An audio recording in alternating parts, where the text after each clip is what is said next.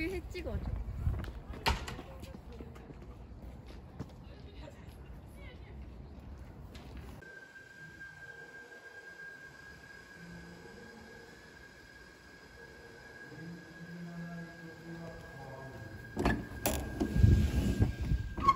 방에 들어오면은 열쇠부터 꽂아야 하거든요. 그래야 불이 들어와요. 그리고 오른쪽에 보면은 이렇게 신발장이 있고요. 위에는 제가 가방을 놔두고 있고 그 위에는 세탁용품 놔두고 있습니다. 빨래 바구니도 이렇게 앞에 놔뒀고 여기는 옷장인데요. 전신 거울이 있어서 편합니다. 옷 입고 여기서 확인하면 되겠죠? 그리고 이렇게 옷장은 길게 되어 있고요. 공간이 커요. 생각보다.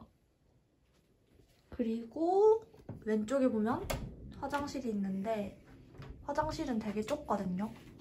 그래서 준비를 하셔야 돼요. 마음의 준비. 원래 샤워 커튼을 치고 샤워를 하잖아요.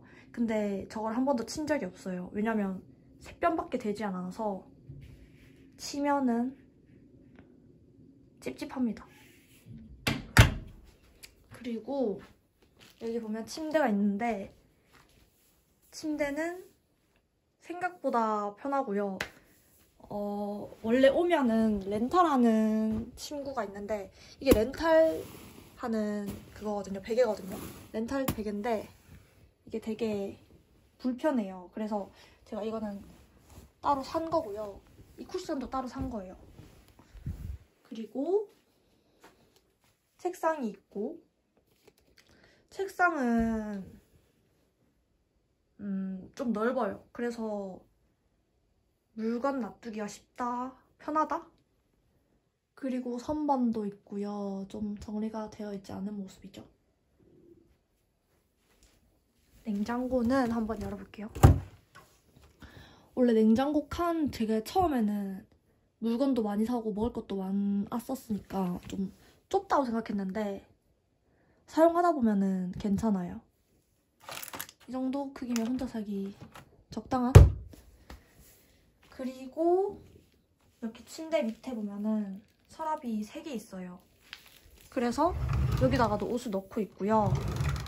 바닥을 보시면 제가 이거 돗자리를 다이소에서 산 거거든요. 근데 이게 편한 게 원래 없었을 때는 신발을 신고 돌아다녀야 했기 때문에 엄청 불편했어요. 근데 이거 이렇게 정사각형 하나에 다이소에서 1,000원 하는데 3개를 사가지고 제가 테이프로 붙여놓은 상태예요. 아주 잘 쓰고 있습니다. 그리고 창문을 보면 저희가 다 1층을 배정받은 상태인데 뷰가 저는 끝방이라서 이렇게 나무가 있거든요. 근데 다른 애들은 다 이렇게밖에 안 보여요. 이렇게 건물만 보인다는 점.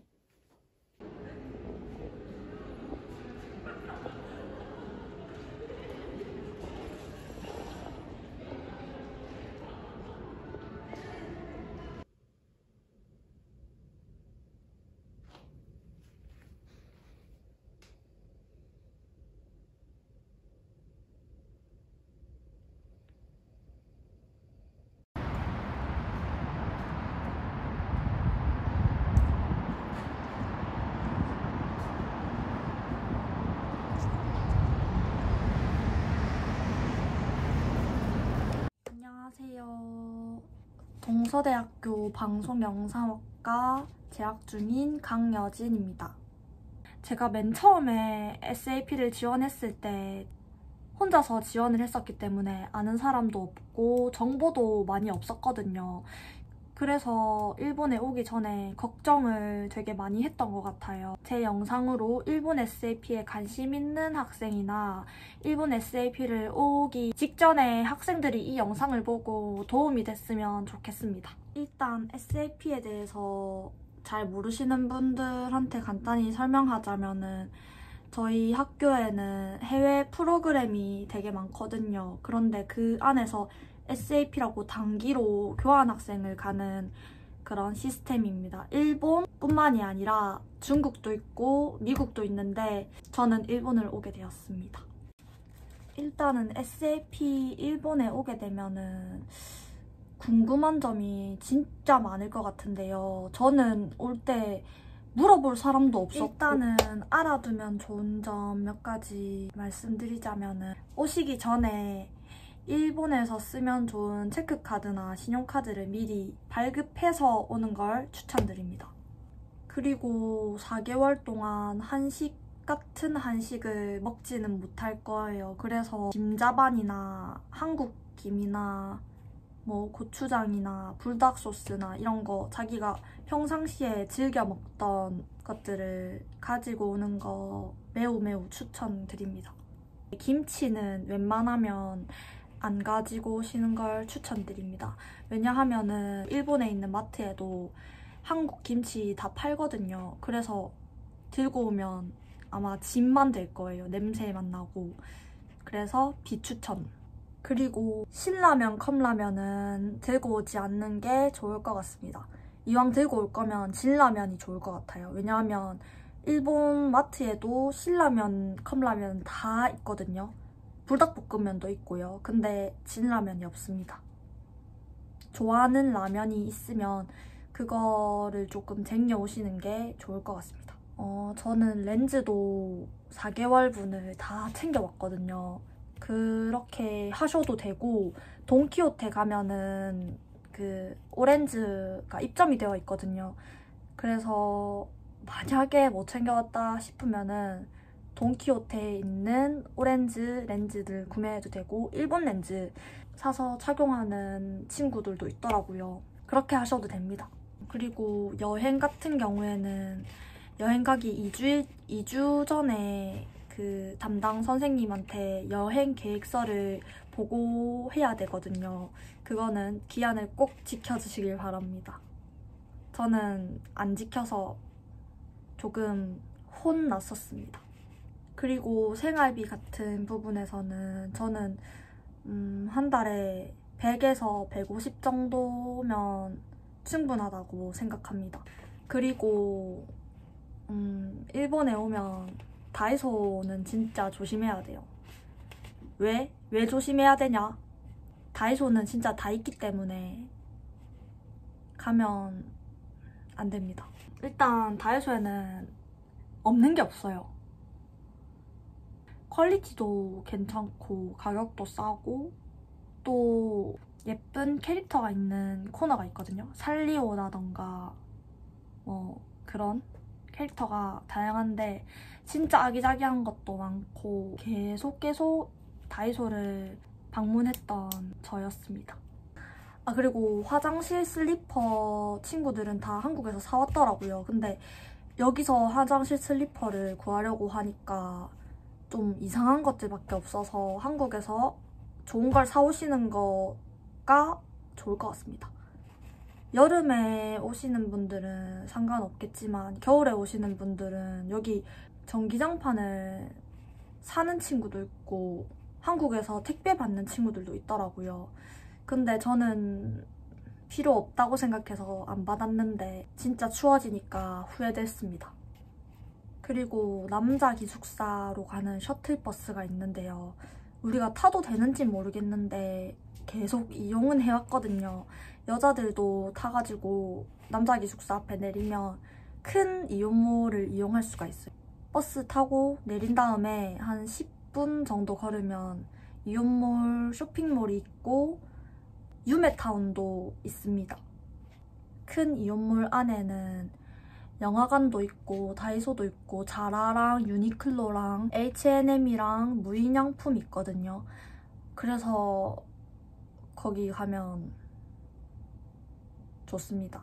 그리고 일본어 공부를 조금 더 열심히 하려고 책을 들고 오시려는 분들 있을 거예요. 그거 진짜 좋은 생각입니다. 왜냐하면 여기서 책 사려고 하면은 한국어가 없기 때문에 뭐 JLPT 시험을 치려고 하는 학생들도 책이 없어서 공부를 못 하더라고요. 그래서 어머니한테 부탁해서 택배 받고 이러는 친구들 많이 봤거든요. 이거는 많이 중요한 것 같습니다. 그리고 오기 전에 환전해 오실 거잖아요. 그러면은 지금은 엔화가 진짜 많이 떨어져서 좋기는 한데 엔화가 가끔 올라갈 때가 있어요. 그런 거를 좀 잘 보고 내려갔을 때 딱 사시는 걸 추천드립니다. 토스에서 환전을 하면 수수료가 거의 없거든요.